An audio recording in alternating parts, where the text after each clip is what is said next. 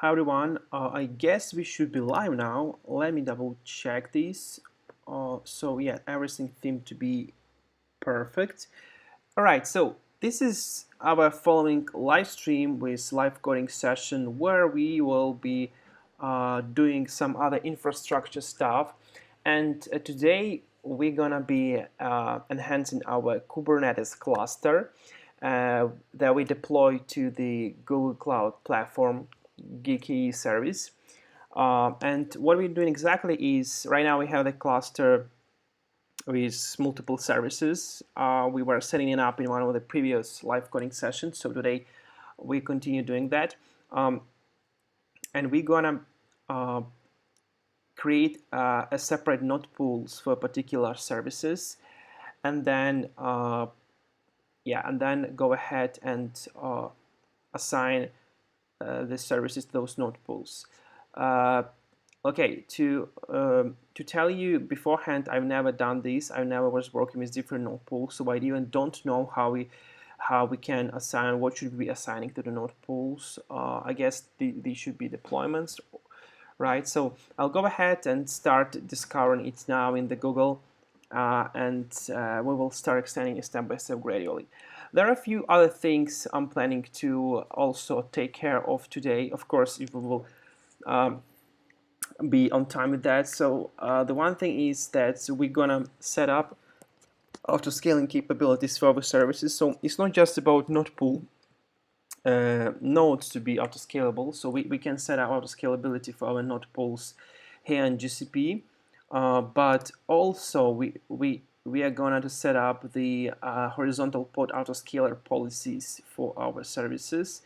So we're gonna have them auto-scalable, and after we have everything of this, we will try to make some load tests and see how it works. The other thing I'm planning to do is to create the backup mechanism for our Postgres instances.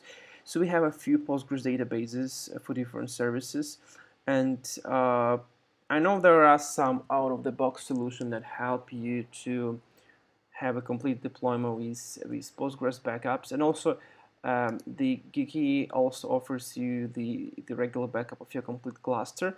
But I really want to have a separate backups for any of the Postgres databases, so we can have them stored somewhere in Cloud Bucket with some kind of retention policy. And because, if one database of one of my services is just going away, I don't want to restore the complete GKE deployment to that point, or neither I want to search the version of the persistent volume claim to the store. So what I want to do, I want to have an SQL file, backup file, or tar archive stored somewhere in the bucket, and then quickly go ahead and reapply the version of the bucket. So that's pretty what we're going to be doing today. We will start off node pools. So right now we have one node pool only, the default node pool, and it has 3 nodes spin it up, right? And it has an auto-scaling policy for minimum nodes of 1 and maximum of 10.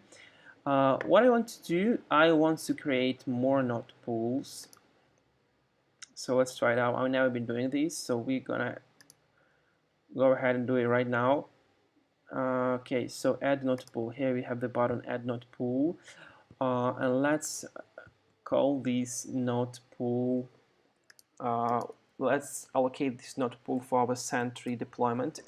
So we're gonna call it Sentry. I'm gonna start with 1 node. I don't want to have them 3. I'll enable the autoscaler, so the minimum amount of 1. But really, I'm not sure why they're offering 0 as the minimum amount. Is it possible to have the 0 nodes when your service is idle? So, for instance, if you don't have any kind of utilization, you will have 0 nodes. Well, maybe, I don't know. So I'll try with 1 and maximum 10. Let's see that 10 at the beginning. I'll leave everything default, So yeah, I don't know what is compact placement. Okay, it's not in the same availability domain and ensures low communication latency. Placement time is permanent, can be changed. Okay, they want to have the in the same availability domain, and I don't want to do it. Maybe it's lower latency, but you know, the node replication is not just about have more resources to compute, it's also about have more reliability. So for instance, if one availability zone of the GCP will go out, so hopefully we have our nodes in different zone, right? So we can go ahead and, but I'm not sure if it's about this. Maybe I'm wrong. Maybe because we have the single zone cluster, so it means we still have it in single zone. So if zone go away, our cluster will go away as well. All right, so never mind. I go ahead and create the Sentry node pool with one node only. Right, and I guess we should be able to figure out the node types for this node pool somewhere here. So they creating the node pool. Right, so Sentry provisioning. All right, so yeah, here I missed and didn't specify the node type. All right. Okay, so let's wait until it spins up so that we can delete it. Yeah, because right now it doesn't work that way.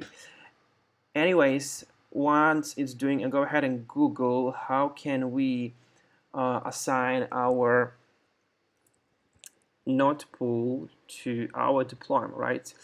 Okay, so first of all, I'm curious whether we can assign all the namespace to the node pool. So I'll just Google it up. Assign, okay, pod to node. We have this one. We can read this one and this one. Then assign namespace to node pool. That's an interesting stuff here. Let's see what people saying about it. So we have pod node selector. Either any way to configure node selector in the namespace level. I want to run workflow only on certain nodes for this namespace. All right, so to achieve this, you can use pod node selector admission controller. First, need to enable it in Kubernetes AP service. Enable admission plugins, pod node selector. Now you should specify schedule I for Kubernetes option. Okay, all right. I don't have a clue about this, so yeah, let's go ahead and read about docs here. Okay, our pool is ready, but maybe we can edit the node types there because I just set up I wanted to set up a bit more advanced node. Let's see.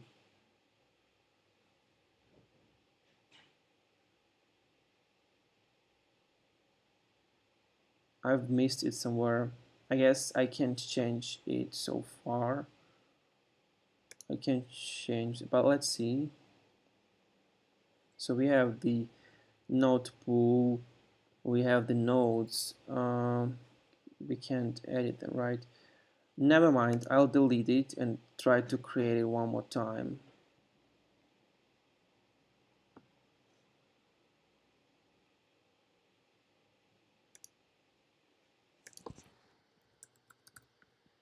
Boom.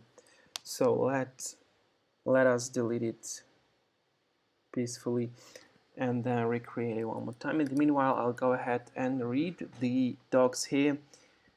So we can constrain a pod so that it's restricted to run on a particular node, preferred to run on a particular node. There is several ways to recommend approaches, such as label selectors facilitate the selection. Often you don't need to such constraints, scale automatically reasonable placement. Yeah, I don't want to be not specific because I want to our nodes to be auto-scalable, but I want to be them grouped kind of in node pools. So we know that this group of nodes is only for the Openreplay service. This group of nodes is only for Sentry. This group also for other services. So we can assign the node labels. So maybe node pool affinity. Node selector is the simplest way to constrain pods to nodes with specific labels. All right, so I guess the nodes, those nodes of the particular node pool should have a node pool label, right?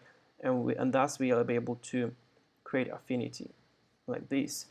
Some of the benefits of affinity and anti-affinity include the affinity and affinity language is more expansive, not select only selects more specific labels.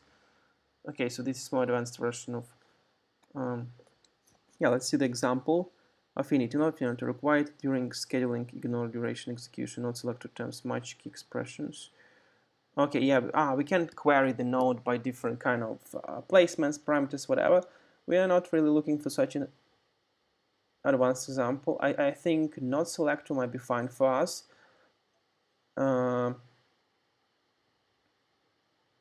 So maybe it's going to be enough.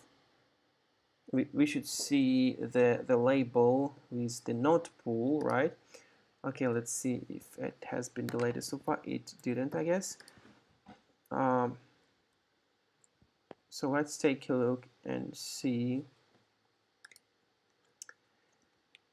So I think not selector would be sufficient. Let's see what people in Medium saying.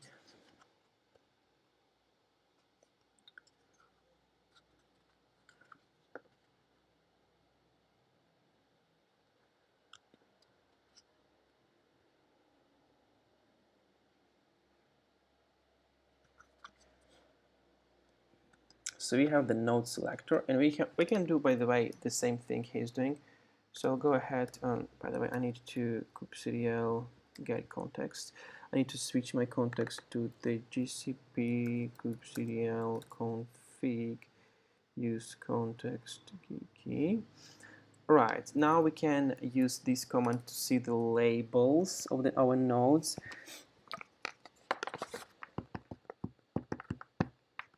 Boom, boom, boom, boom, boom. It takes a while. So what do we have? We have cluster loading. So yeah, we've just deleted this node pool. Let's try to create it one more time and be more.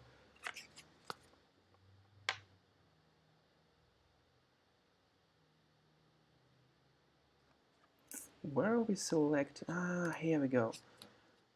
Fuck, I didn't notice the left panel here.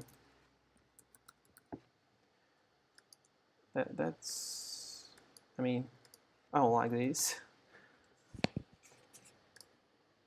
Okay, so, and we need to select nodes, and then we should choose a machine type. I want to have the 2 CPU and 8 gigs, so we have more RAM.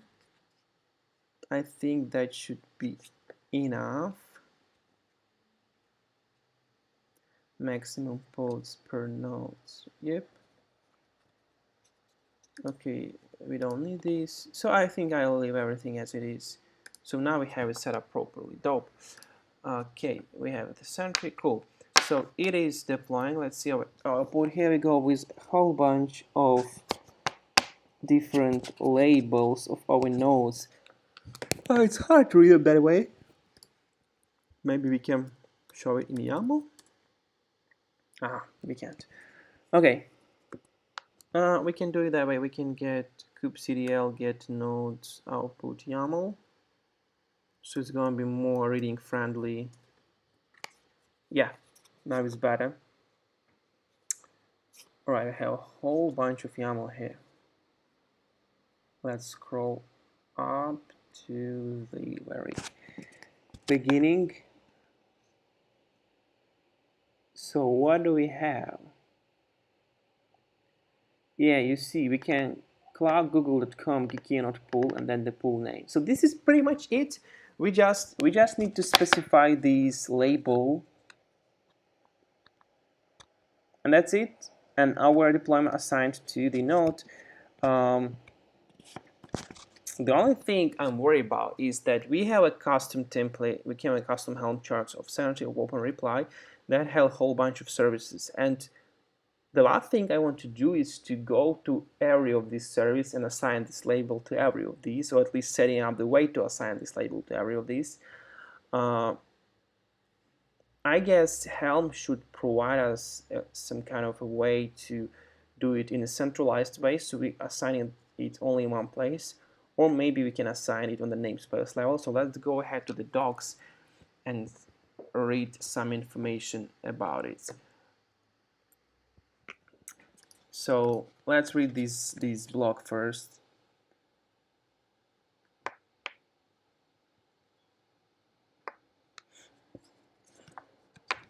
So they created a pod.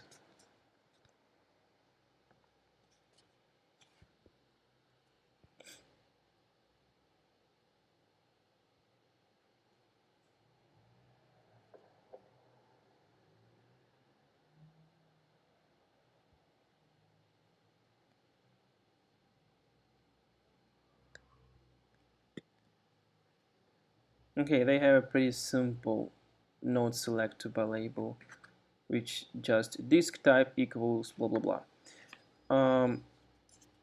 Yeah, that's really simple way. So they just selected it like this with the node selector, and yeah, it means that we can do it the same way. Okay, let's then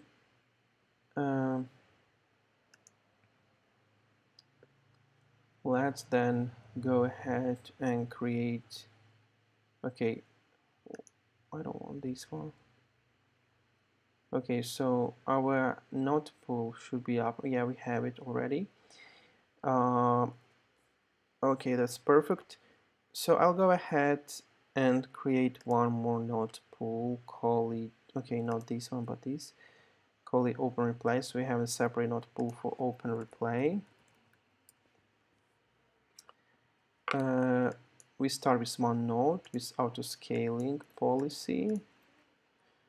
Let's do it like this, and then machine type we will choose a bit more powerful, and that's it.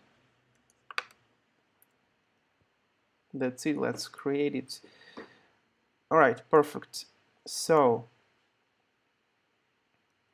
it's creating, and let's see. This guy suggested us the command to filter those labels. Could still label nodes host.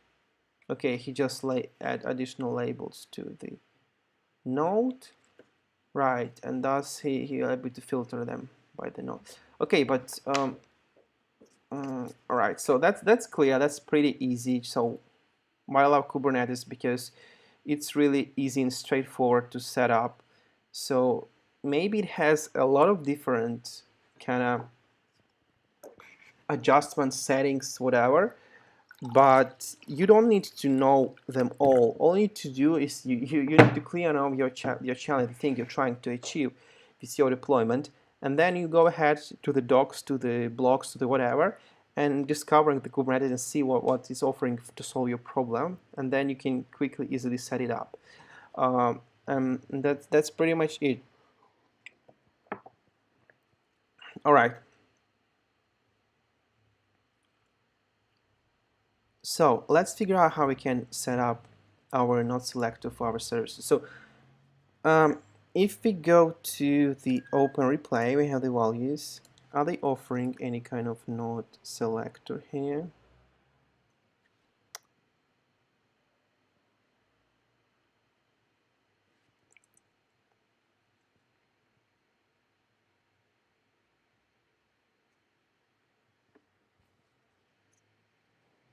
They are not. Let's dive into their templates and see the chart. Let's say we want to take a look on the front end. Do they have here any kind of not? Yeah, they have node selector. And are they using it in their deployment? Let's see. Yeah, they're using it. The problem is that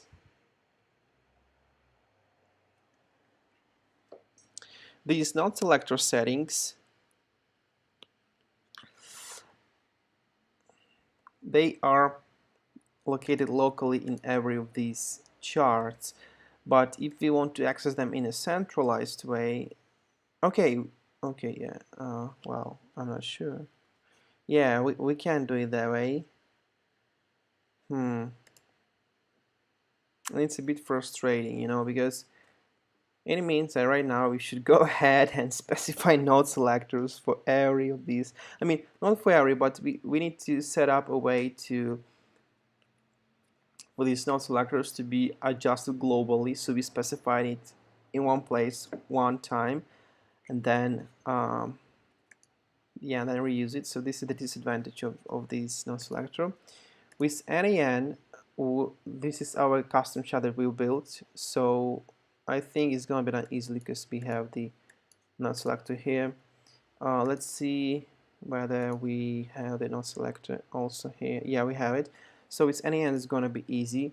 With Sentry, I'm not sure. I need to go ahead and read the Sentry docs.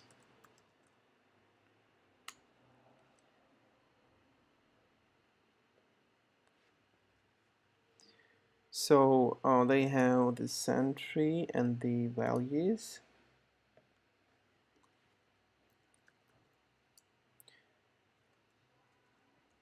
So yeah, the node selector should be set up separately for every service the same way, but at least we have it in global config. And yeah, I might say that I don't like it because we still need to, you know, handle the same stuff.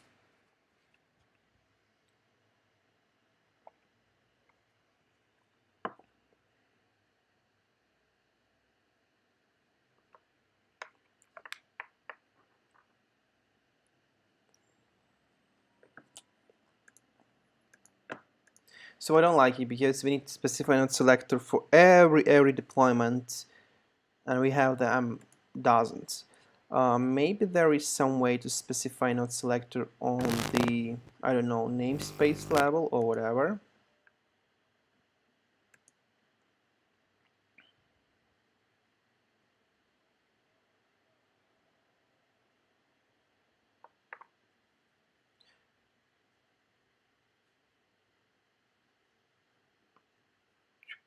No.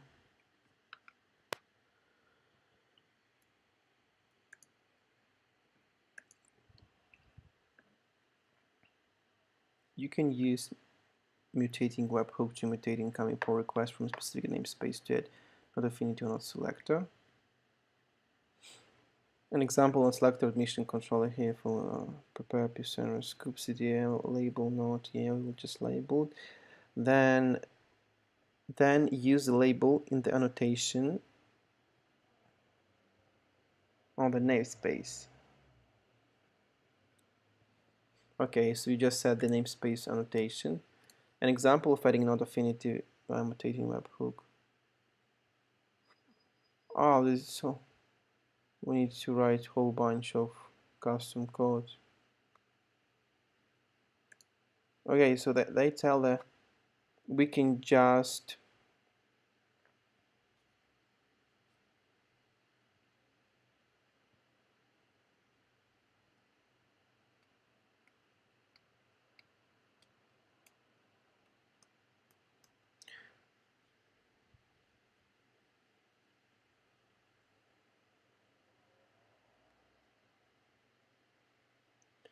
so what they're telling here, let me double check that we can just assign a particular annotation of the node selector to the namespace, and all of the namespaces services would be deployed to this node selector, and I like it. Let's just double check if it's okay. Taint toleration configure on namespace level. What do you like to be added the feature, Bobo?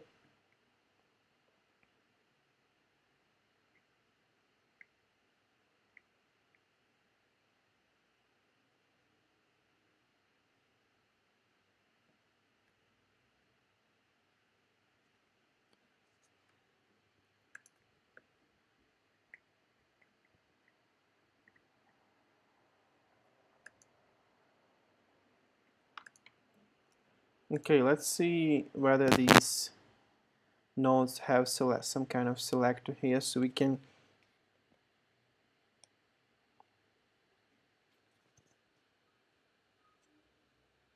They have labels. They have label about no-pool, but how should I configure the selector?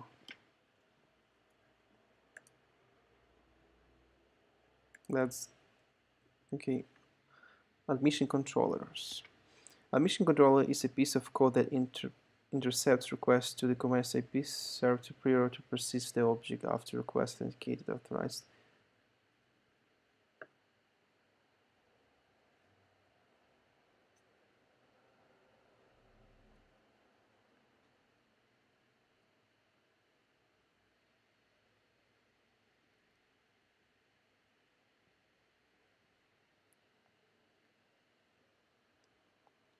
Okay, they want to have some kind of admission controller, and then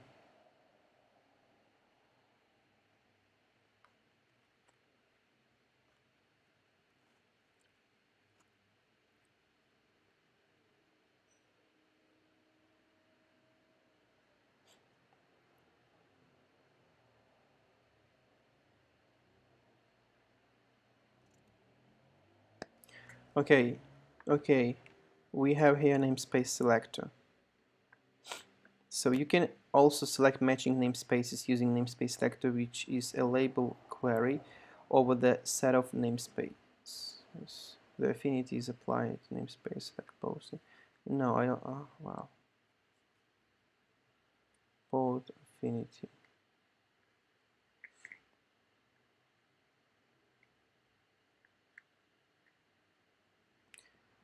Well, in the last case, I would go ahead and add the not selector for every deployment, but this is the last thing I want to do really. So I'm searching for some ways of changing it.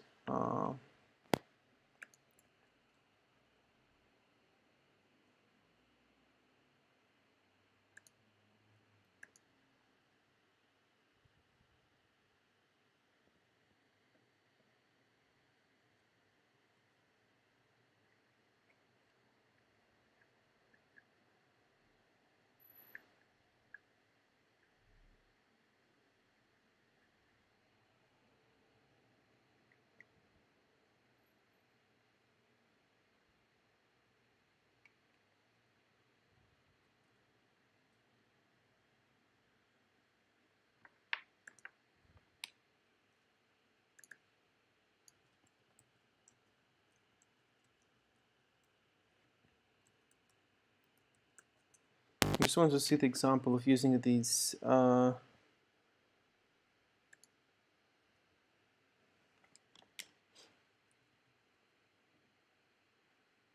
not label. Gotcha. So they tell us that we can just add the annotation to our namespace in the way here, and where we specify the label and the value, and it will help us with doing so. Let's try it out. I like this approach. It's pretty simple and straightforward. So let's try it out. What I need to do, I need to check, because we are not creating namespaces in our configuration, right? But instead, so we don't them creating by Kubernetes file, but instead we using Helm to create namespaces. So let's go to the Helm chart docs. Helm chart. Helm file. So we're using the Helm file.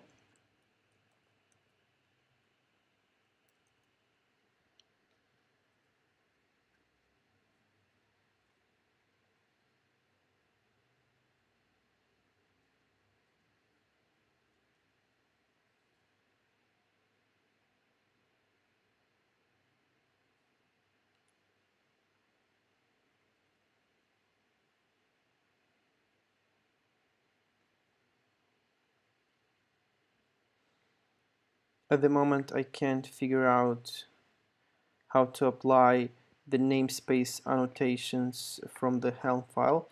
So maybe we need to go ahead and go to the Helm file repository This is the new one. They migrated it in such a weird way without migrating the history of the previous one.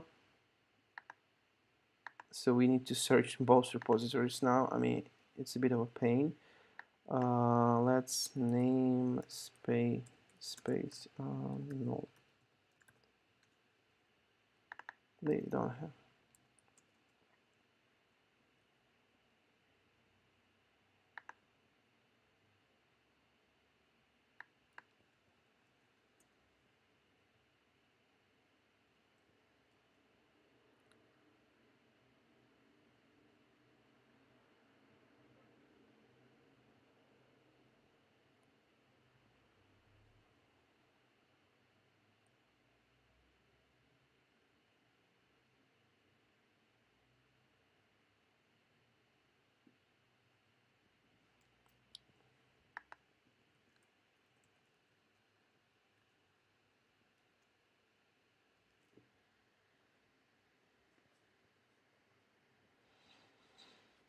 I can't find any docs on that.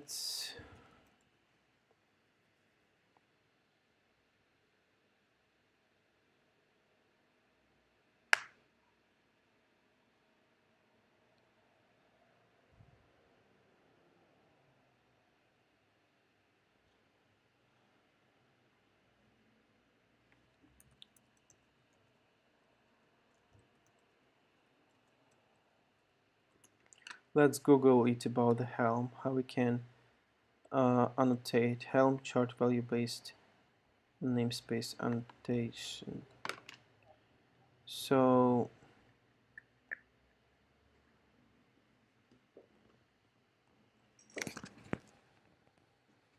what I'm afraid we should do, we should create the YAML script of our namespaces and then let the Helm file evaluate those Kubernetes YAML files with namespaces, and then remove the create namespace tag from our Helm file releases execution.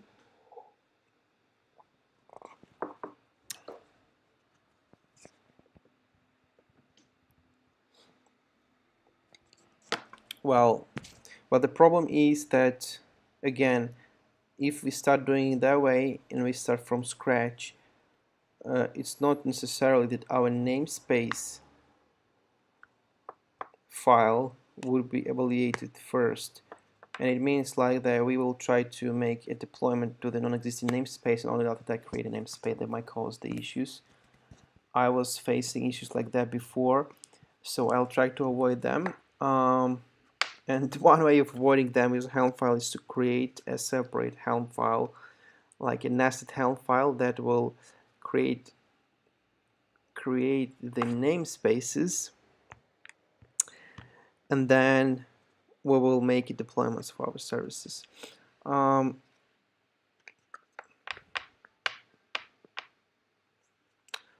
don't see any other approach of doing so, at least I didn't find it yet.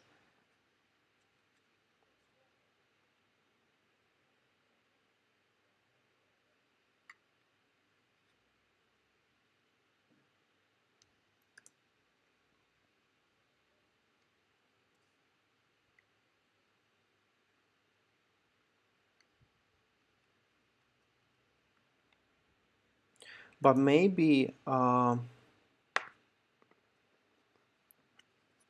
yeah, so maybe Helm somehow, okay, namespace.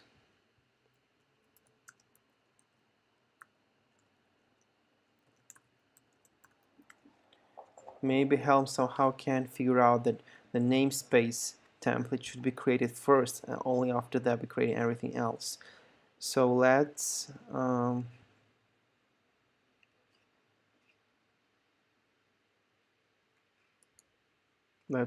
check it. Maybe there are some documentation.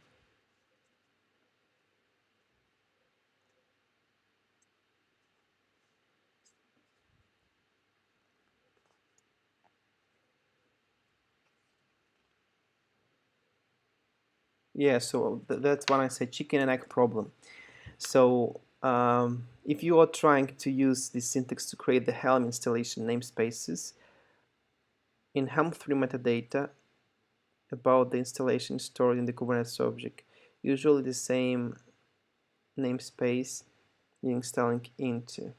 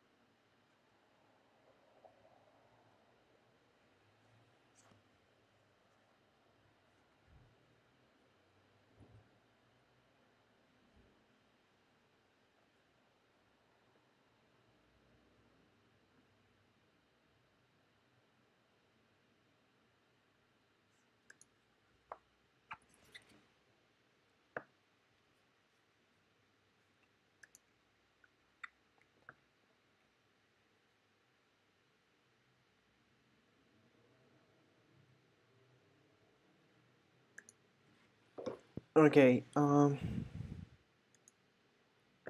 just testing deployment different Kubernetes, blah blah blah.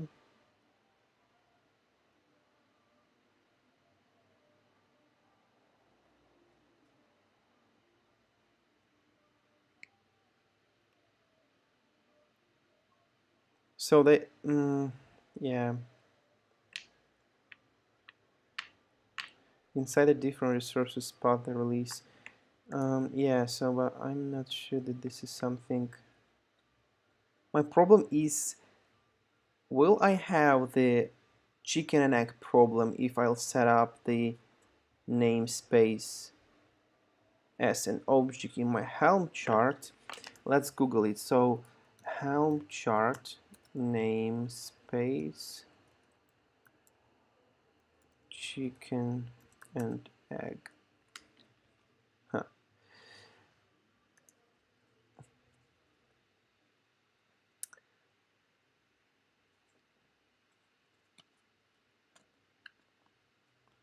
Yeah, so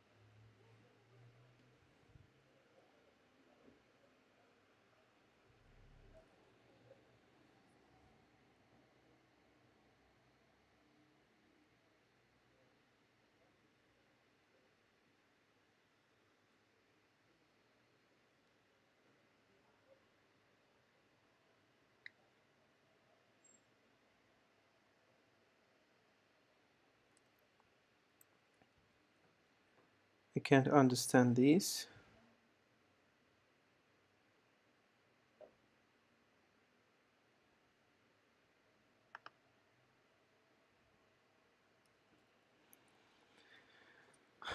Well, so we have the problem. Either we manually specify a not selector for every kind of deployed object, which is gonna be pretty painful. I mean, for the Sentry it might work. Let me see, because for the Sentry, let's see. Node selector. We have no, it won't. We have 21 node selector properties. What I can say, it's insane. To have 21 duplicate config configuration in your file. Yeah, and I don't know what should we do.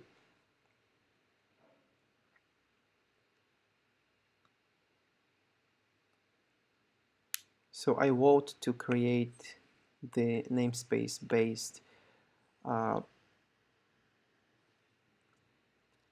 authentication, sorry, namespace based assignment. But this is really interesting. Um,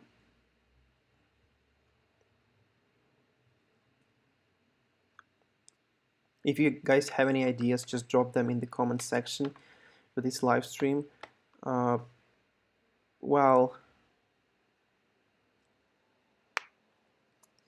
I'm just trying to figure that out.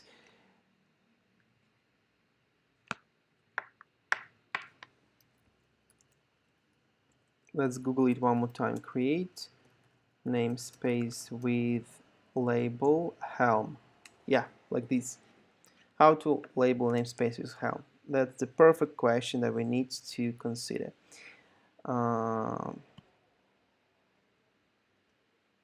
Duplicate of. No description provided.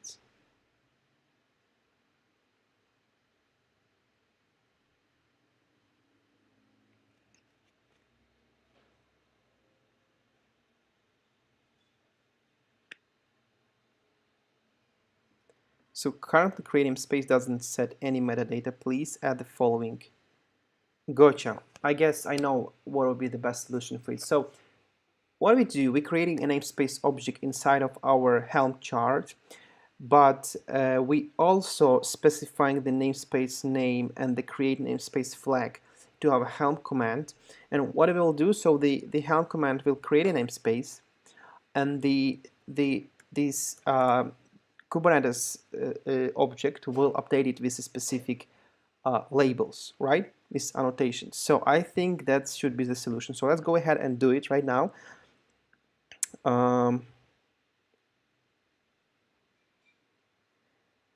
afraid that we can't do it with Sentry, or we can.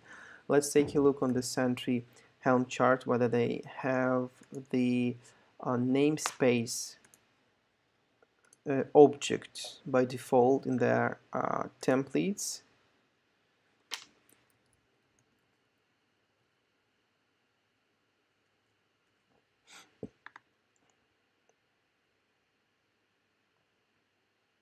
They don't have it here. They don't have it here. Maybe they have it in, no, they won't have it. So I guess we will need to create it somehow.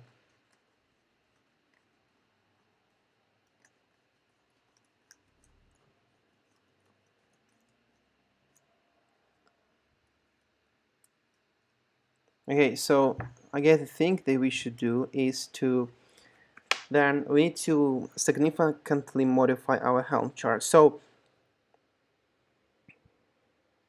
instead of just using the Sentry Helm chart as a simple remote Helm chart, what we will do, we will create a custom Sentry Helm chart and use the dependency as the remote Helm chart. In our custom Helm chart, we will have only one object, which is the namespace. And that's it. It's a bit tricky, but I think it's going to be the most sustainable solution. But before we move forward, I would like to do it with at least with Openreplay, so we can see if it works or not. So what will be our next step? In Openreplay, I go ahead and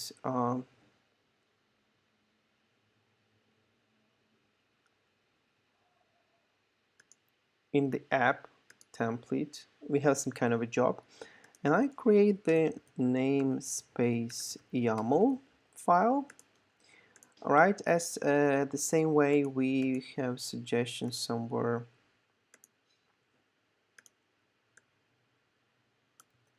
like this. So we have kind of namespace selector. So in values, let's extract the namespace selector from values.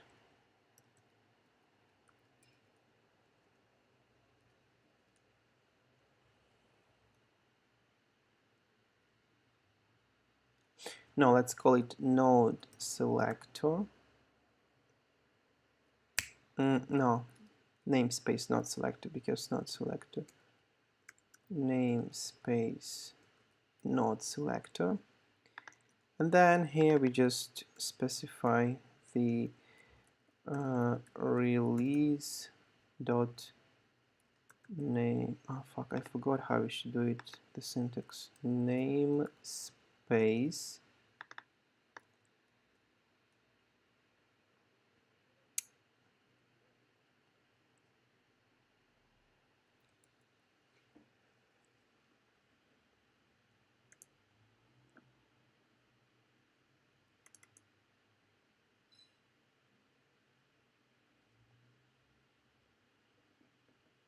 Okay, case sensitive. I need to have an uppercase. I did it the right way. Dope. So yeah, that's what we will have.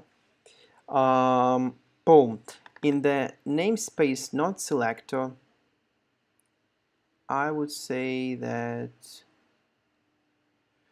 let's make it conditional. So we have the ability to make a deployment without non-selector, right?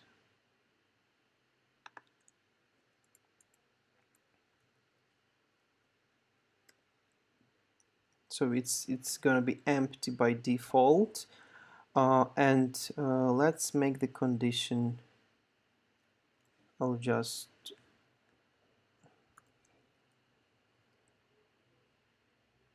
like this.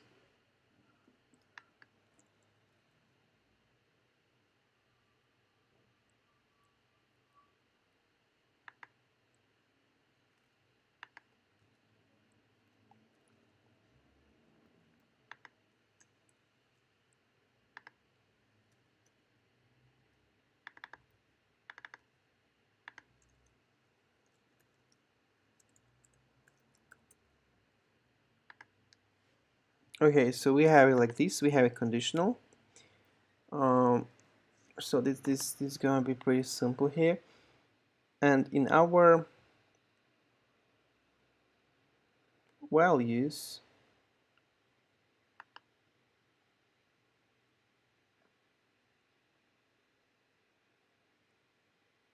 what we're gonna do in our values, let's go here to Openreplay. We have the values set up. So now we can add, no, the databases, but actually the, so we should be aligned by that line, right? We're gonna specify this stuff.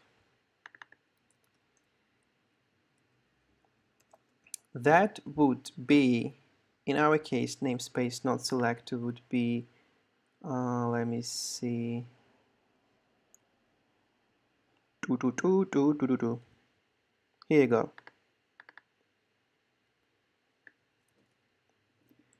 Of course, I'll make it slightly different.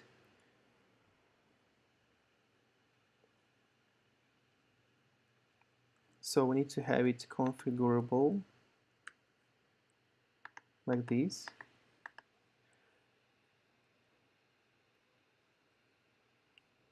Okay.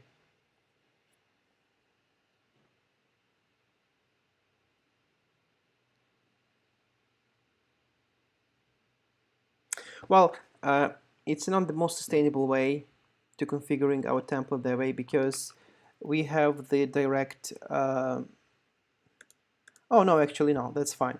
So yeah, because here we just have a node selector, and then the only thing we need to do, we need to update our configuration file. We need to update and have it conditional here as well, because if you don't want to have node selector, we just not specify these parameter. But if we do, we specify. So I'll go ahead and do it that way on the background. So I won't disclose any sensitive info here.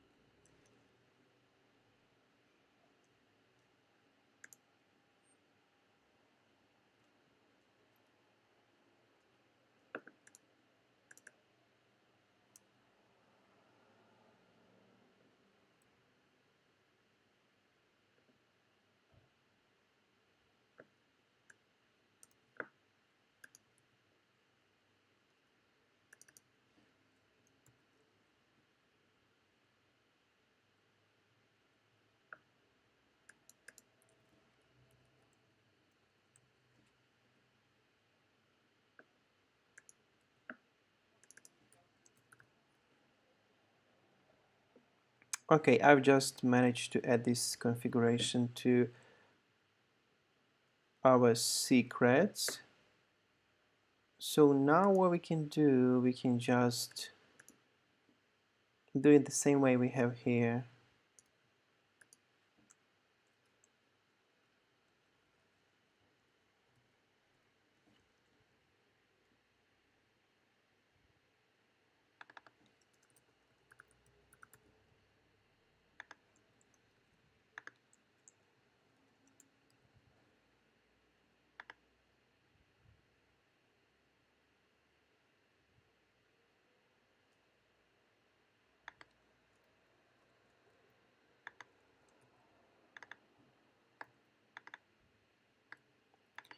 Yep, so we have it. All right, perfect. So we have it here, and now let's see how we can find out the location of the pod, whether it's located, in which node the pod is located, right? So maybe we can, okay, we can find some, well, I'll just Google it, it's gonna be quicker. Okay, let's check the pod node. How to inspect Kubernetes networking? No, it's not. We list all pods and it's not, right? So this is something you can do with custom columns. Yes. Okay, so I guess if we go ahead and get kubectl get pods namespace app, we will have these pods here. Let's then just pick any kind of these pods. We get kubectl get pod this one namespace app with the output YAML, and yep, and let's see whether we have some kind of information about our node in this YAML. I guess we should have.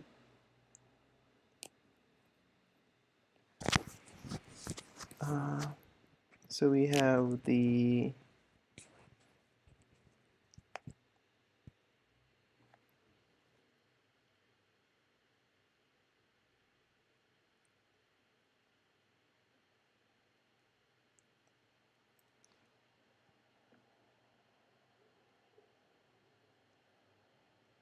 node name, spec node name. Do we have it? Yep, we have it. Okay, so here we see the node. Perfect.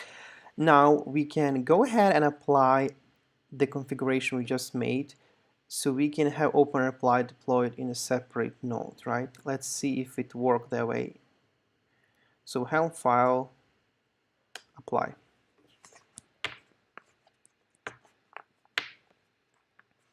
So what's gonna do is gonna add the annotation to the namespace. Then technically after adding this annotation, I don't know if it happens that way, but all the existing pods of the Openreplay should be moved to a separate node.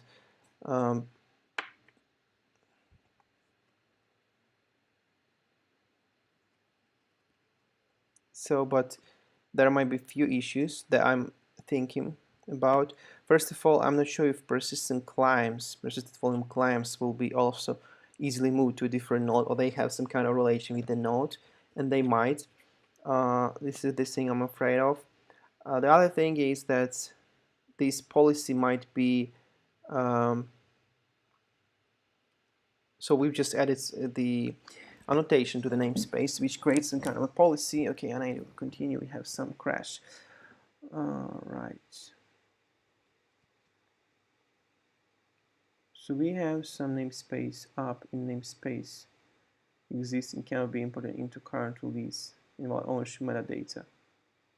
Missing up. Okay, so we need to add the labels, correct? All right.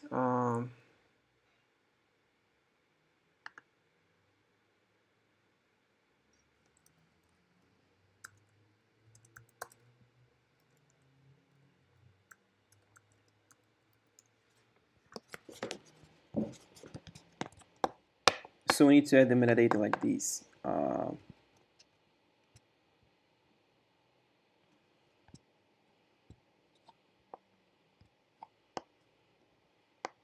It's pretty simple.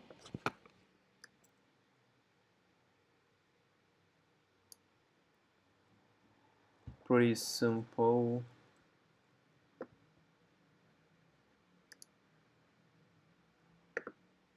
So we have the labels object inside of our metadata, and let's specify the same properties for those labels. We have annotations, whatever.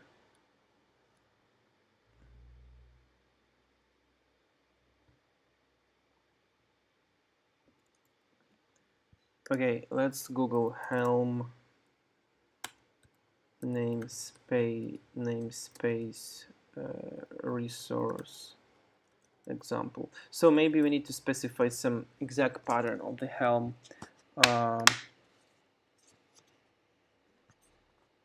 variables there, so we can have the properly set up namespace.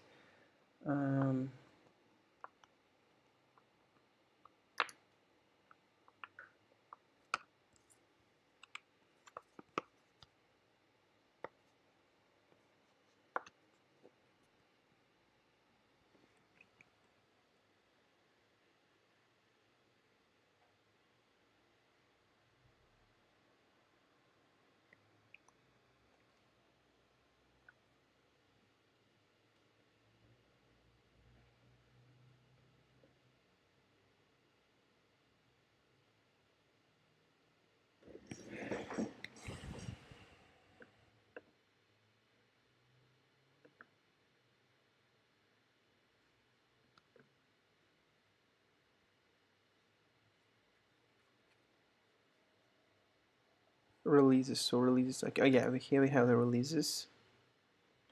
Namespace. Labels. No, I'm not looking for labels here. All right. So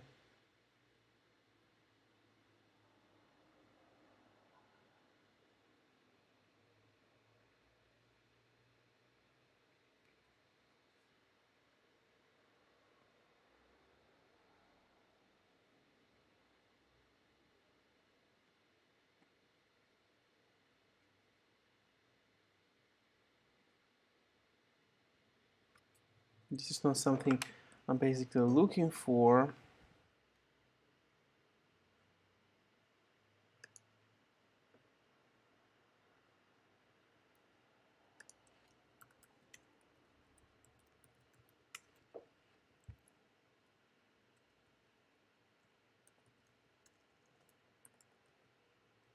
I'll try to see the no.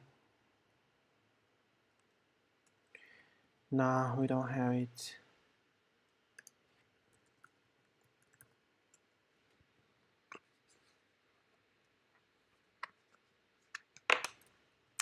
Nothing like this. Okay.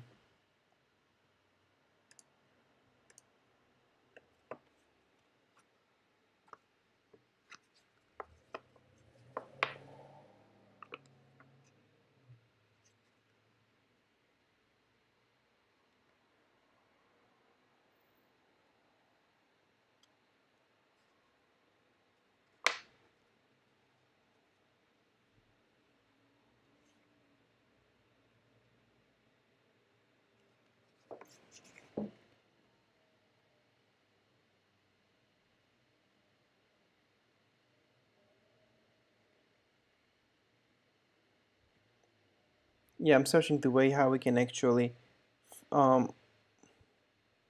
create the namespace resource in the help chart. So because the just passing namespace arguments in the Helm deployment won't help us because we want to add some custom annotations to the namespace.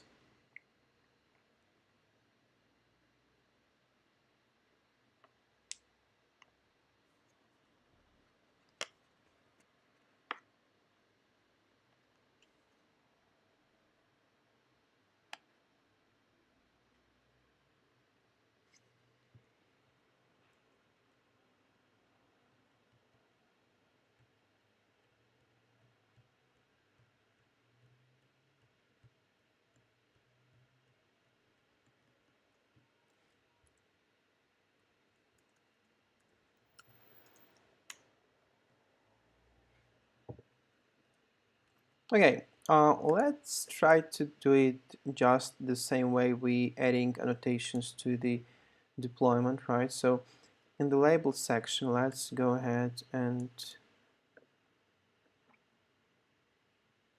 just specify the default labels.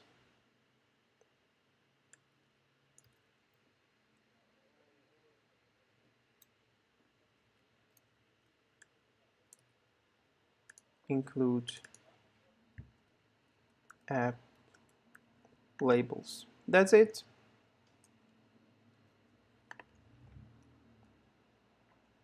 Let's try it out one more time.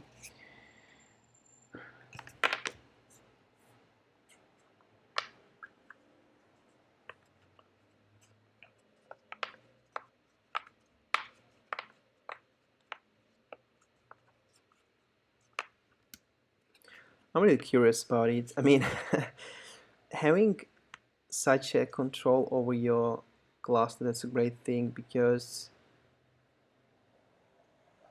I love when everything, all the infrastructure is centralized, but when the infrastructure provide you a way to have the decentralized services, decentralized systems, right? So, for instance, if you need to deploy a whole bunch of multiple services, like let's say you have an application and your application services, right, that you're serving your customer with, you also have some kind of monitoring services you're self-hosting, right? You also have some kind of, I don't know, okay, so we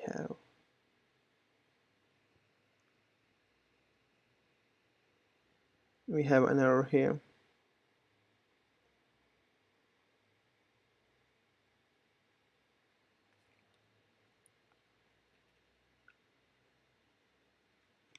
Non-plated app labels, blah, blah, blah, blah, blah, blah, blah.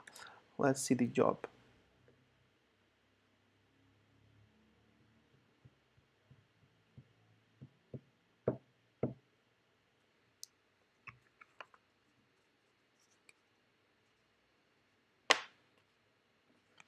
All right, yeah, I guess I should specify Openreplay here. Yeah, not an app, but Openreplay instead, sorry. Let's try it out one more time. Boom. I mean, I'm still thinking that specifying the not selector from the not selector property explicitly is the best approach instead of having it on the namespace level. But if you have a self-managed Helm chart and you set up all the infrastructure that your not selector will propagate from the high level chart, all the subcharts, that would be great. But if you don't have these, propagating it manually, it's a challenge, right? I mean, one of the charts just have 21 subcharts with each of the separate node selector, and we have the three charts, like let's say two charts like this, so it's about 40 or 50 node selector specification properties, right? So we have the same namespace app in namespace existing cannot be imported because the currently is invalid ownership metadata label violation missing key app Kubernetes managed by blah blah blah. Ah, god damn it.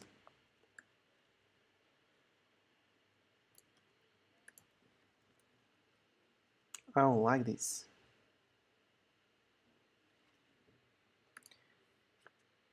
Well, I'm afraid that we should go with node selector approach.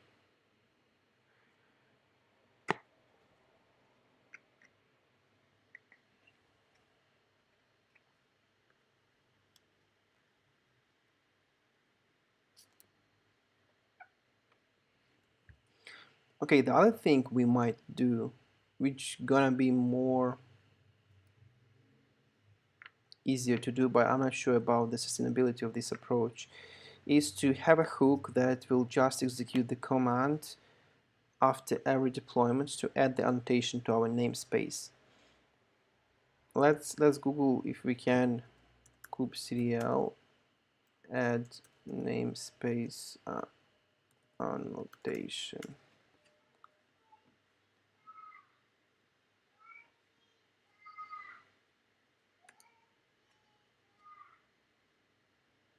Okay, so we have actually kubectl annotate command that might do it.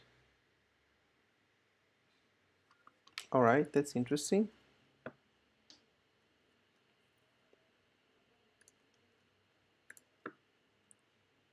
Okay, this should just failed, right? Kubectl annotate help. Let's see.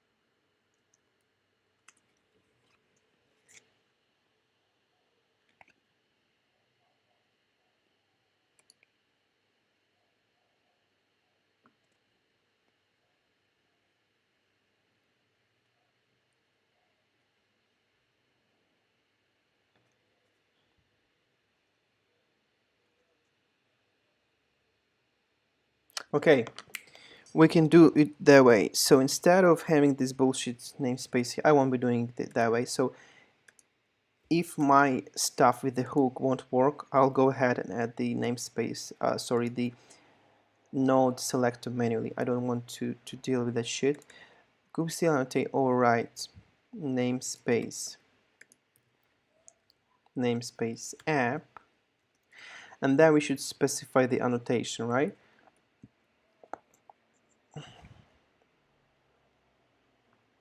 Let me copy our annotation from the config file so I won't make any mistake with that. Oh,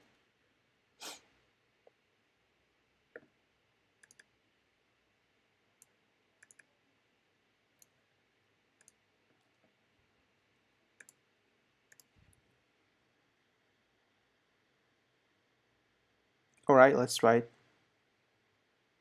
Cool.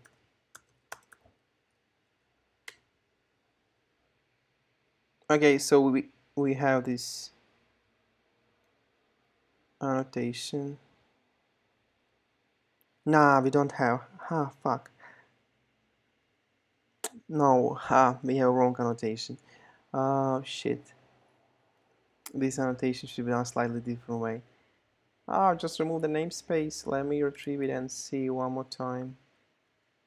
Okay. So the annotation should look like this. That was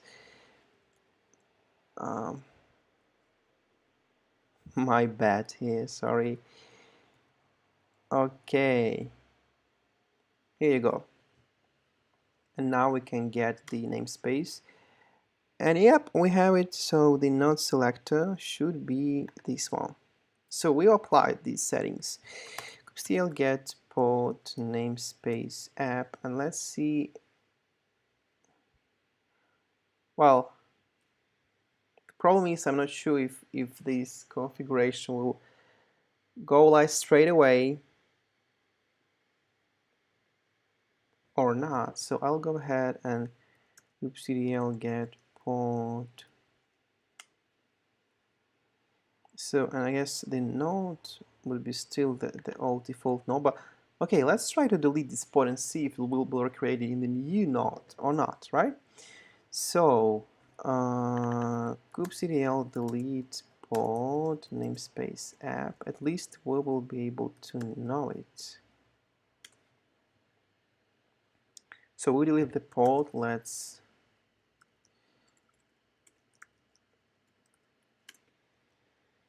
get them, and I guess the new one should be, yeah, it just got recreated.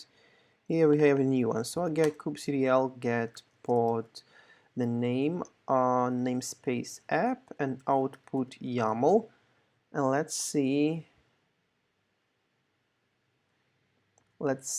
the node name. Yeah, you see, you just saw it. We have it deployed in the Openreplay node. So it's an Openreplay node pool. So it means that the shit we just made forks. So what we might want to do is apply the post install hook to every namespace to add the annotation for every fucking namespace to with a specific not pool, and that's it. But yeah, but it means that after all of these we need to delete all our pods so they got, because by default if we create the cluster for the first time from scratch, we will spin up the cluster with a whole bunch of services, and they will be distributed, I guess, some kind of randomly by different nodes, or by, I don't know, yeah, there is some rule, I guess, in Kubernetes that distribute them initially. I'm not a Kubernetes expert to tell you exactly, but let's say they will be distributed somehow. And then after that, we're applying the namespace policy to only after the post install, because if you do it pre-install, the namespace won't be created yet, and that and this command will error us. So we do it post install when the all namespaces were created. So they were created.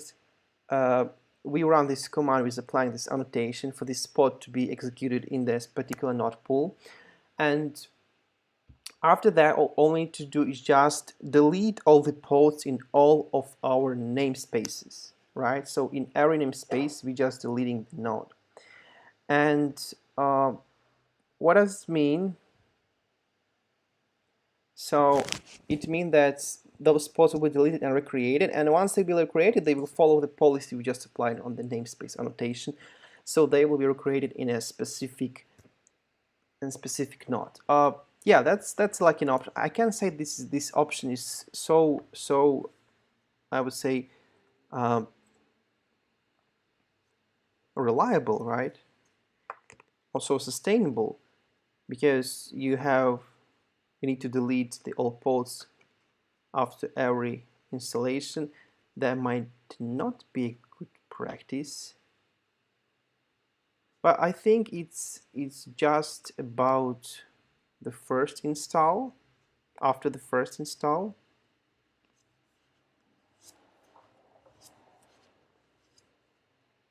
so I guess we can do it manually, right? So we adding a post install hook that applies the annotation to our namespace, because we can do it through the helm file or through the helm command. And after we apply it, like if this deployment for the first time, it means like this annotation has been applied before, so we need to go and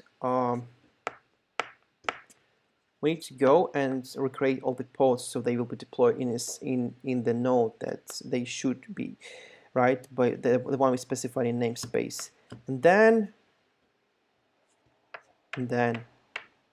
we will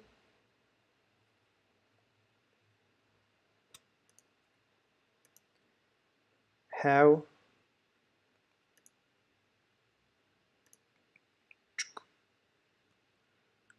the nodes in a particular. Well, I can't say that I love this approach, because all I want to do is have this fucking annotation during the initial setup that indicates that, okay, this namespace should belong to the particular node pool, right?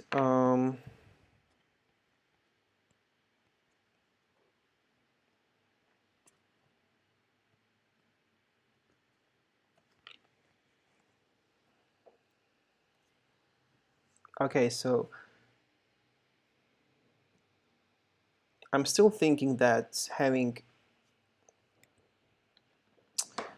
specification for the node pool per service is much more flexible, because all you actually need to do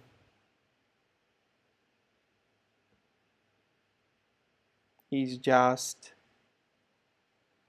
well, why I don't like the namespace level specification of the node pool, because let's say you have the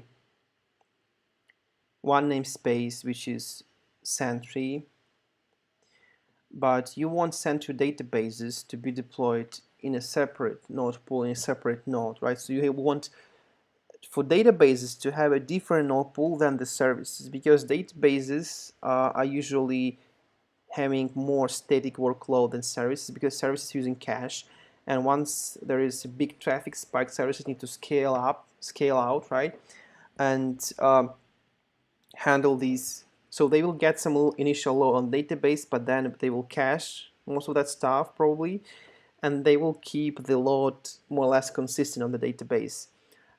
And so the number of, like if we, let's say, if we have the resource capacity unit, and if we have the chart of the resource capacity units per time, so the resource capacity units for services will be much more volatile than for databases, right? And that's why, and that also services could be scaled. They are stateless. They could be scaled whatever they want, and databases are stateful, and they can't be scaled out of the file system where they can access the persistent volume climb, right? Yeah, so I don't know. I'm still thinking about not using this node selector stuff, but organize somehow our Helm chart in a way that we can specify the node selector explicitly. So, I mean, what I would like to do is to create some kind of global variable for our node selector, and then propagate this variable to every subchart of our Helm chart. So for instance, I'm just thinking about the way how we can do it. So the one thing we can do it is actually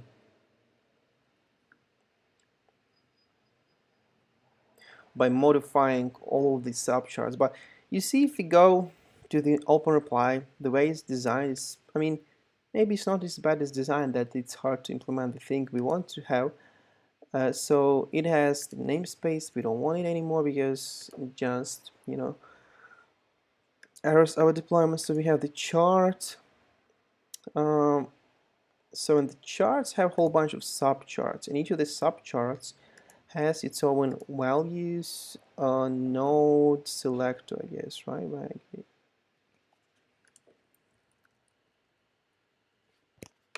Even not any. So this doesn't have node selector. Yeah, these one have. So even not every of this chart.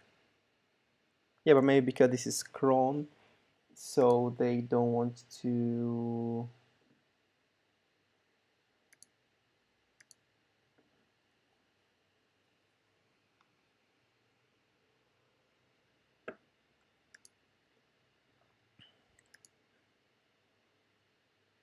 So what I would like to do is to just define for every subchart configuration with node selector that will use how this thing is called in YAML,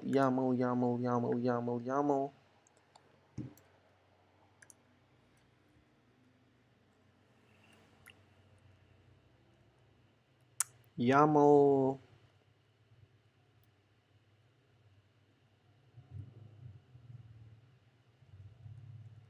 Shit, I forgot the name of these.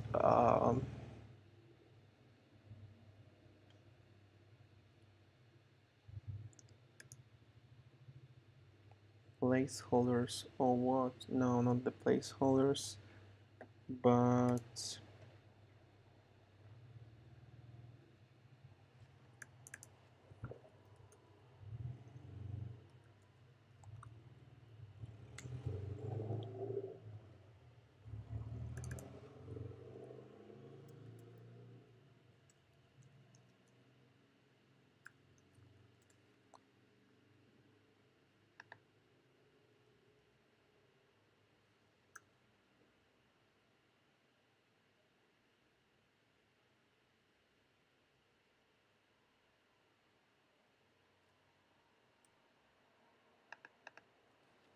reuse, okay, reuse YAML variable. Uncharts, right? Uncharts and variables. um, so this is the word I'm stuck to recalling. Right. So yeah, so what I want to do, I want to create this anchor somewhere globally, and then reuse it everywhere, right? So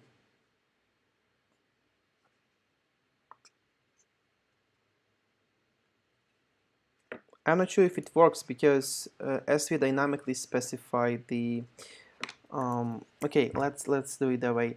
Helm Helm YAML dynamic dynamic value and char. Let's do it that way.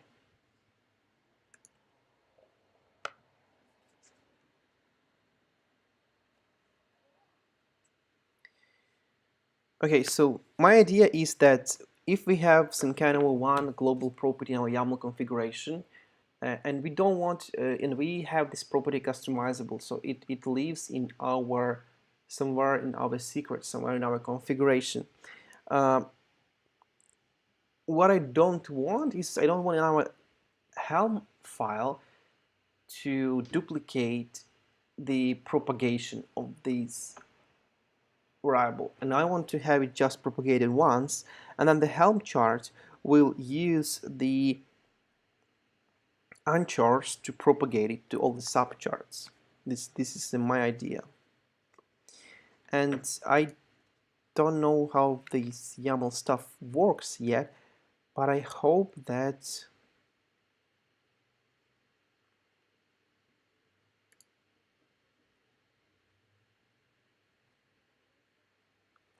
boom boom boom boom boom.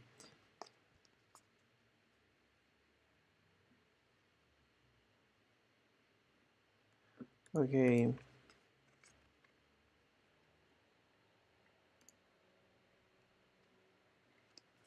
Okay, here we go. Don't repeat yourself. These entries and its extensions in Docker Compose files. This is just about Docker Compose. But we really, what we're searching is the Helm.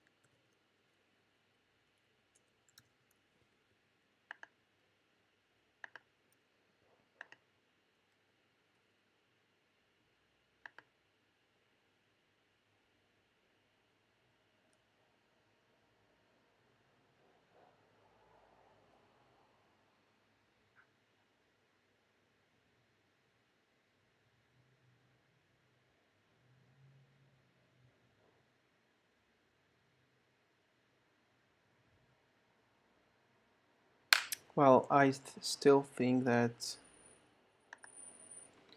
might be the issue. Okay, let's see these subcharts. Do they have any dependencies? Hopefully no. So they have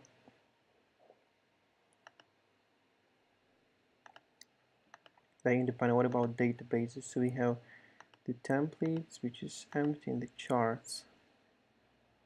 And all of these are really alright. So they have even more dependencies. And what do we have, by the way? Dependencies. Come on, Vietnam, come on. Oh, it's gonna be complicated to propagate manually the node selector for every deployment. So I think the namespace based node selector is the best option for us right now.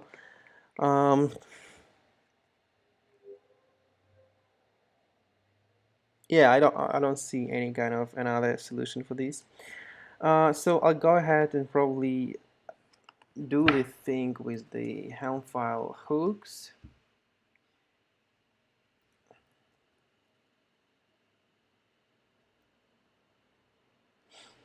Or I have another idea.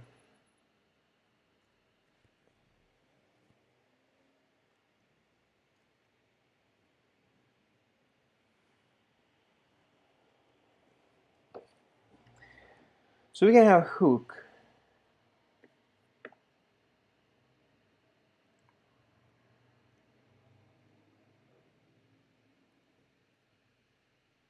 Okay, what we can do.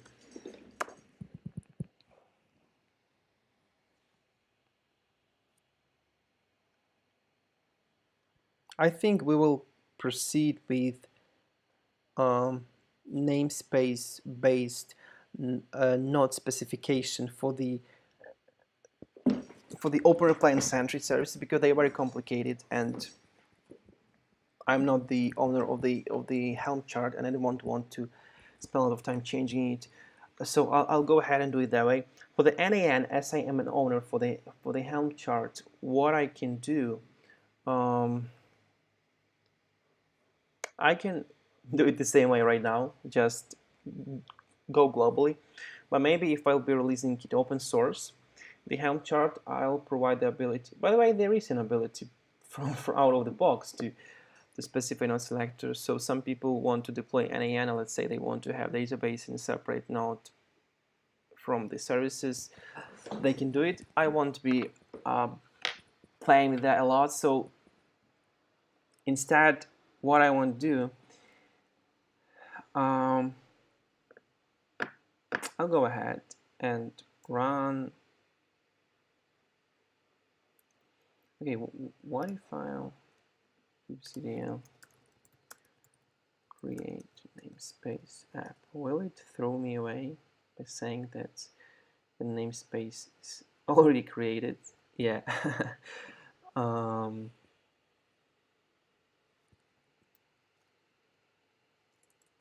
Maybe there is some option that will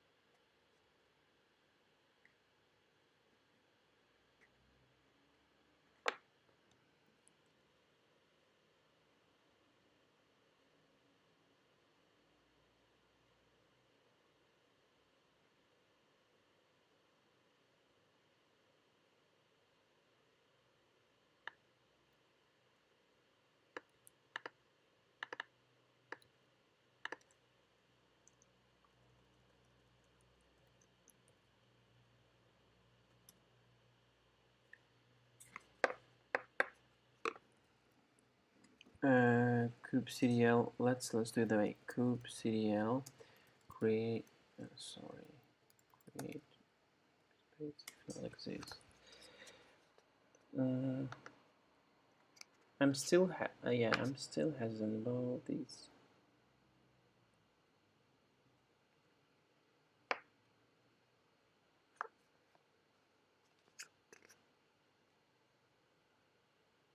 Yeah, that's really tricky. All right, so I got it. So create namespace app. So we're supposed to be doing the dry run. That's a tricky. I would never figure that out myself. And then kubectl apply f. Yeah, that's the.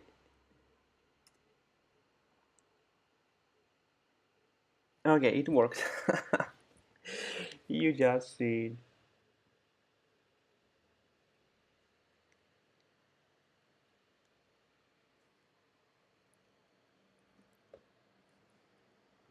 So let's go ahead and create the hooks in the way that I want to do it. So hooks, hooks. We have different hooks. Prepare. Hooks are triggered on the release as long as it's not excluded by the helm file selector.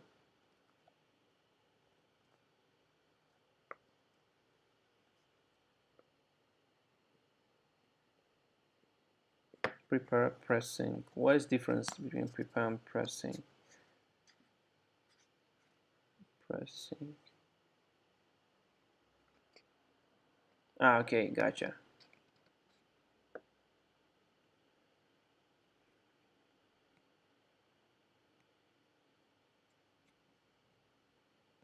Hooks associated to pressing events are triggered before each release is applied to the remote cluster. This is ideal event to execute any commands that may mutate the cluster state.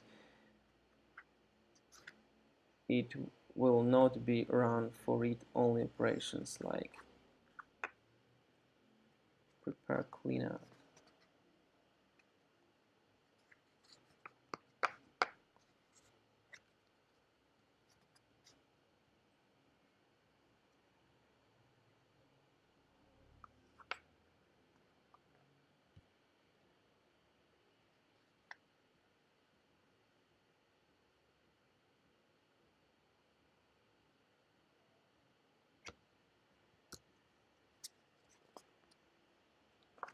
Okay, let's do the pressing.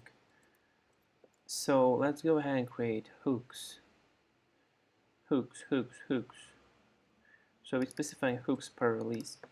Okay, so I'll go ahead to my file here. So what do we have? We have N8N, which has hooks, right?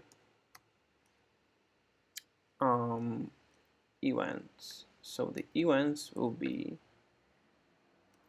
pressing. I think the pressing will be the appropriate one here.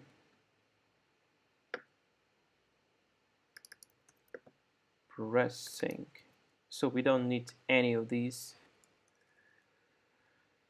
We don't need any of these, so let's leave them as they are.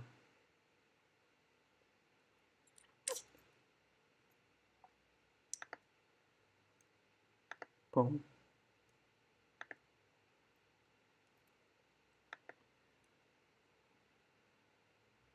Alright, let's follow this for the syntax. Show logs true.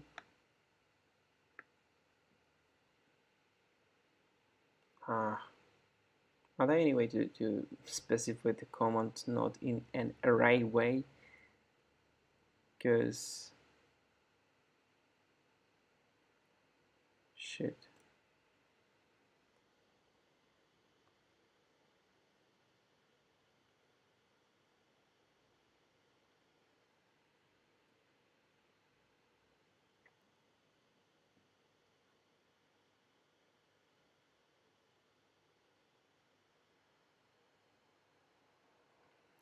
Right, so what we'll do, we'll execute the sh it in sh way.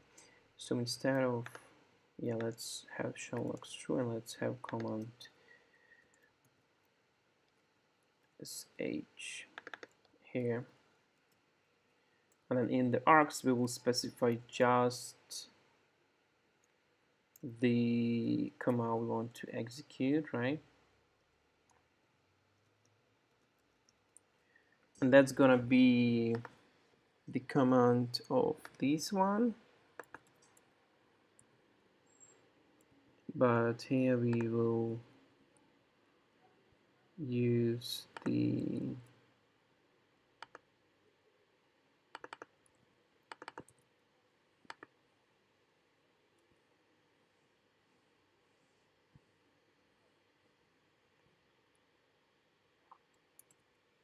well, what if we want to execute multiple commands?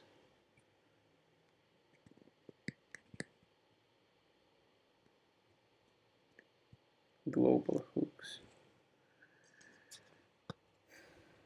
Well,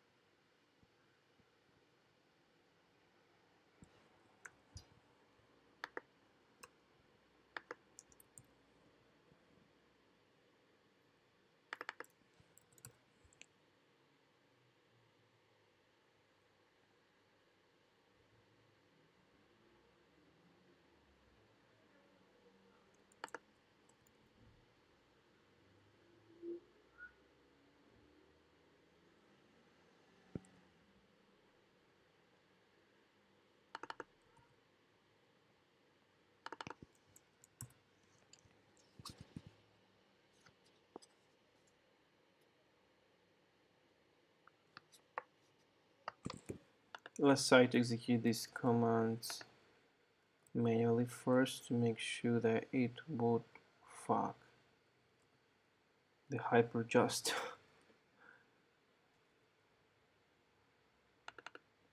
Dropped out. Okay, I've created a new window. It was so hard for him to execute such a horrible command.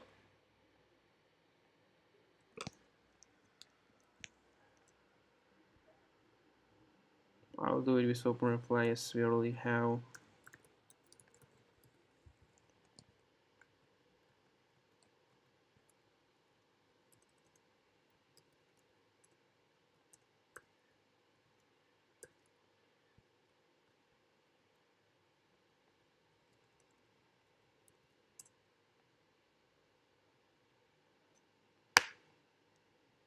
Alright, it worked.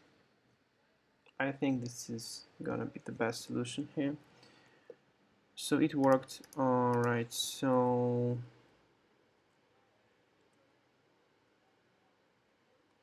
let's copy this hook to every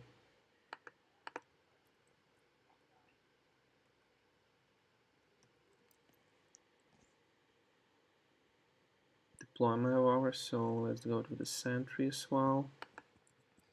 But here instead of N8N we should specify Sentry. And here we should specify Sentry as well. And here we should also specify Sentry. And the last place, okay, yeah, we will do it before the databases as well. So here we will specify app. Here we'll specify app. Here we'll specify Openreplay. Oh fuck, not the app, but databases. Alright, DB, gotcha. DB. Okay, I just can copy that over so I can reuse it for, yep, and namespace DB, namespace app DB. Namespace DB, and to Openreplay, and then go ahead and apply here as well. So we have app, we have Openreplay not selector, that's great. And I remove all of these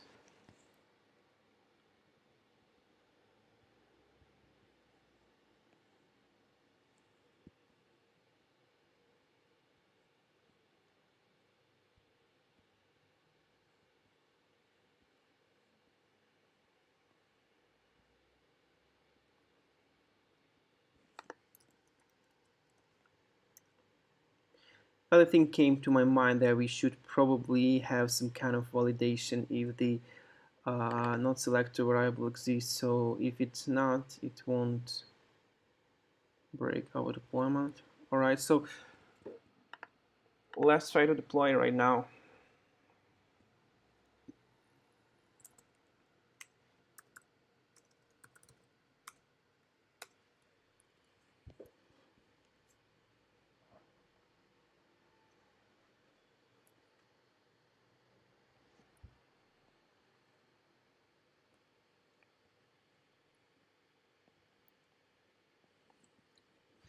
So our deployment is running.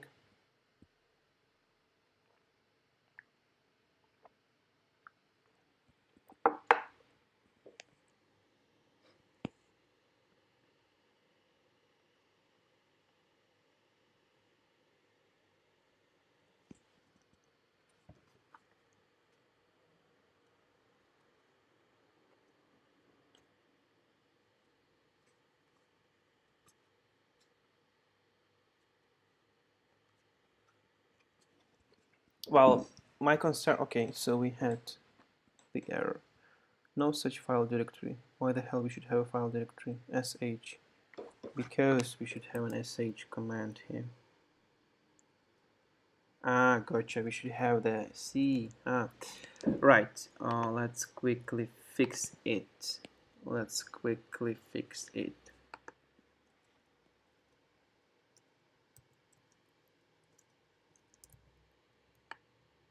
So we need to add it the same way to everywhere.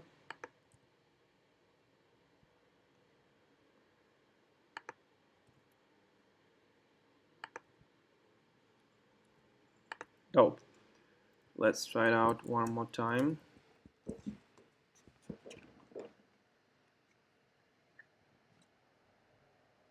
So let's say it's not the most sustainable approach to specify node selector, but it's probably the easiest one for our use case to go.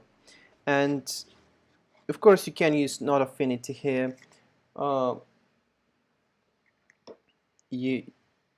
want to, if you want to use node affinity, you should specify separate. But I don't think for such a simple use case like ours we need node affinity. We just need a proper global way to specify the dependency between namespace and node pool. Alright, so yeah, the effective is okay. So yeah, this is just a debug. So everything, I guess everything went well. Let's just see in a separate terminal how our namespaces look like. So kubectl get namespace N8N output YAML. So we don't have the annotation for namespace here, but we should have it for Sentry so far, I guess. Okay, so we have it for Sentry. We have it for Sentry, looks dope. So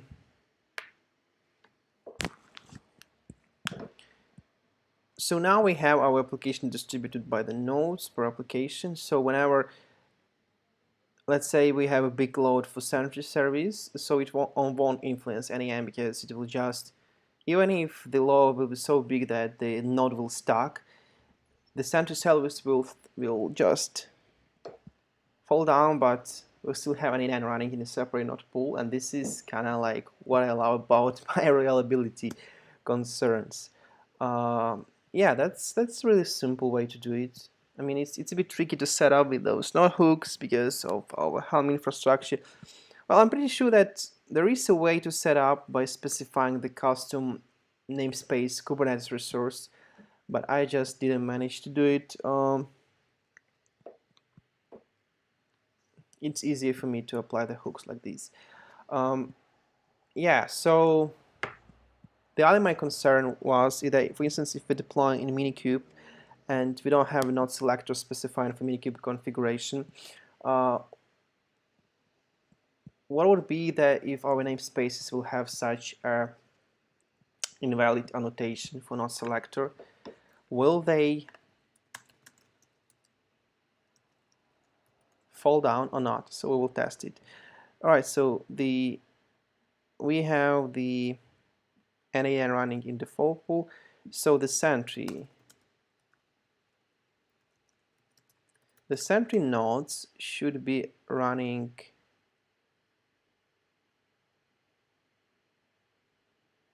in,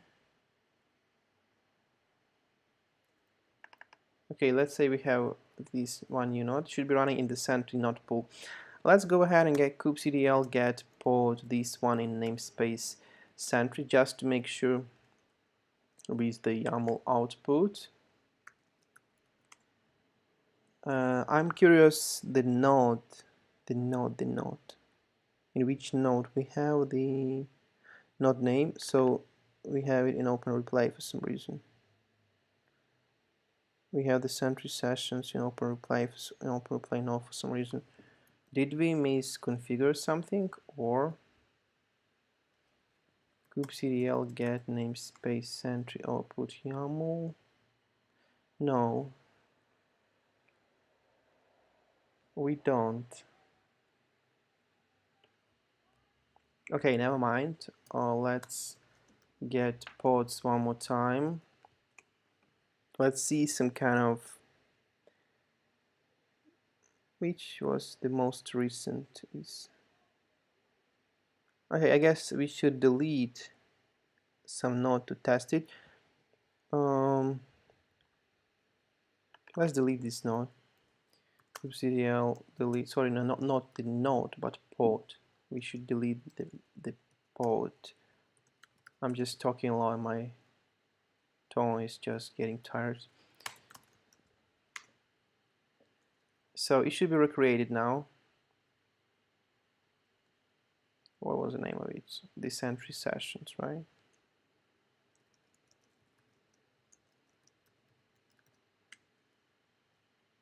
Running, 20 seconds.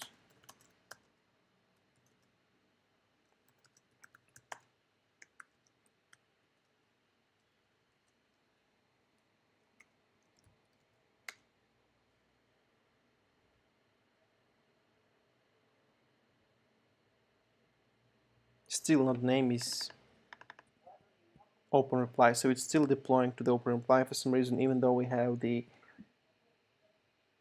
selector for Sentry. Maybe this selector is invalid. Let's check it one more time. Get namespace Sentry YAML. So we have the scale alpha on selector cloud not pool equals cloud. Fuck, yeah, we have it invalid. Ha! We have it invalid, correct. So at least we proved our proof of concept right now. So when no selector matches the node will be the pod will be deployed in any available node. That's great because it won't stuck. All right, so we need to make one fix here. We need to remove these, or better, we remove it. Yeah, I'll guess we should remove it here, because so our health file deployment will be more cloud agnostic.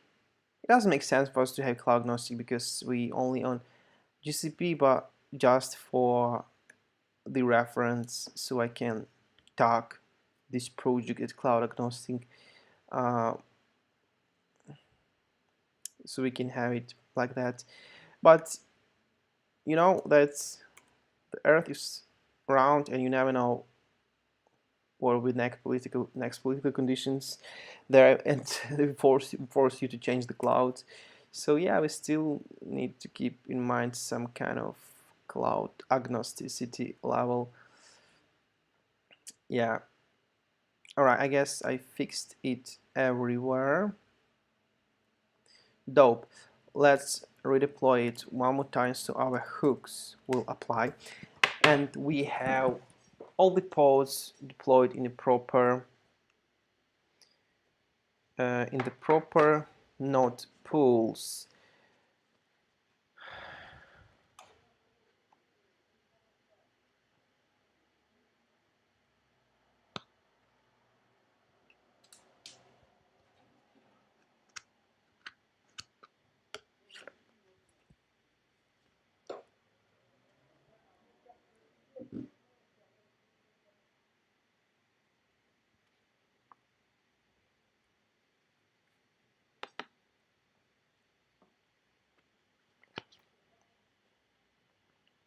Yeah, well, I was mentioning the fact that we might need to have more fine-grained configuration of our node pools, because but it's not something that usually happens for the current use case, but it might be for some more advanced system where you have bigger loads and you want your database to be distributed as well. So for distributed database, I would also deploy database in a separate node pool. So in case we have some kind of services outage, let's say services are just overwhelmed the nodes and nodes are just stop processing and we're waiting for new nodes to spin up and we're losing the time.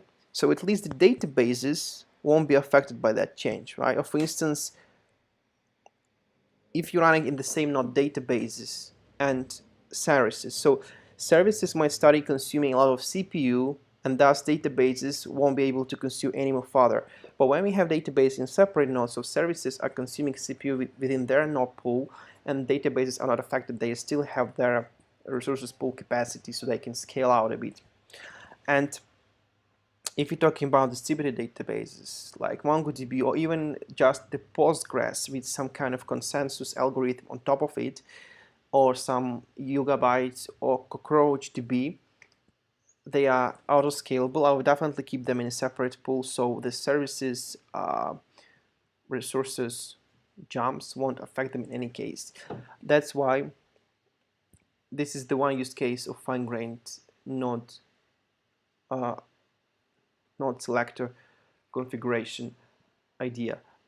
Maybe there are some more use cases. Maybe we want to have the Redis over cache storage in some separate nodes. It really depends on your traffic conditions, on your, and a lot of different factors. So all you need to do is just make an experiment, make a lot of experiments. You just set up config, it go live, you see the traffic. If you're doing it for the first time, I would suggest to run the load test first, that pretty much clone the existing traffic from your production environment, see how it behaves, make some adjustments. Only after you can be able to see that at least in the load testing you're making, your system is consistent and scalable and reliable. You can try to carefully go live and by switching the traffic gradually to your deployments, and watch it through a long period of time, because if you're watching through 1 hour, it might not be enough conditions to show you how the traffic will behave. But if you watch it throughout a few months, you'll probably see different kind of traffic jumps and use cases. So you'll be able to better set up your resources pool, your auto scalability, and yeah, let's check our deployment. Get namespace. So our stuff is up. So now it's set up properly. Let's get pods from the namespace Sentry. And to continue the stuff I was telling, that okay, let's kubectl get pod, boom, namespace Sentry.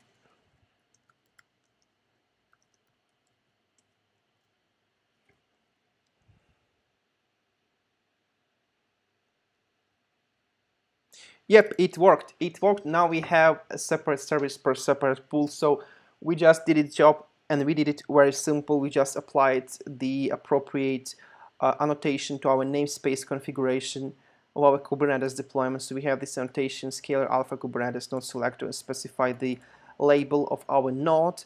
That is then our node pool, and thus we have the pretty reliable deployment that located in a specific node pool. So I'm grateful that we managed to do it that way, and I can go ahead and really close all of these. And what I want to do, I want to modify my default node pool so it has only one node by default. I don't need a whole bunch of nodes by default. I'm not sure if it's possible to do it that way, but let's try to do it so. Okay, so we go to the edit, number of nodes. We have one. Alright, so we have one and we can save it.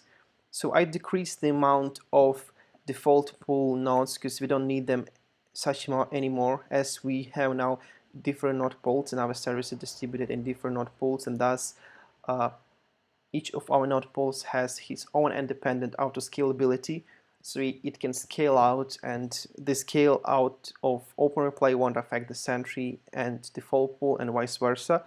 So yeah, we see that these nodes are getting eliminated, and we have the same 3 nodes but now distributed among different node pools, and this is what we were trying to achieve today. So yeah, if you have any questions, feel free to ask them in the comment section. I can answer them. If not, then I'm really appreciate that you guys joined me today, and we've done this awesome stuff together. So we have really solid deployment. As I mentioned, there are a few things that we will need to do again. So we need to separate our Sentry load balancer from Openreplay, but I'll do it myself because it's not really something that would be researchful like we did it that time. In one of my previous session, we were setting up the Nginx Load Balancer from scratch, so you can take a look on this live stream recording where you find more information of it. But what I do, I just copy that over and separate a different load balancer. Yeah, and the other researchful thing probably we're gonna be doing soon will be the way to have automated Postgres dumps, so we can figure out how we can properly dump our Postgres database to store the dump somewhere in the cloud bucket. So it brings us another reliability across our system whenever we have some crash, some data loss, so we have the backup somewhere. And that's pretty much it for today. Thank you guys for joining me today. If you, as I mentioned, if you have any questions, feel free to reach out to me. I'll leave you guys now. I'll end this stream, and yeah, I guess I'll be able to go live again with some Kubernetes stuff starting from Monday. But in the meantime, I might be posting another interesting stuff, so please subscribe to my channel, and yeah, you might find another interesting information, even not directly Kubernetes or technology related, but still interesting. So yeah, thanks again, and I'm looking forward to seeing you in my next streams. So have a great day. Bye bye.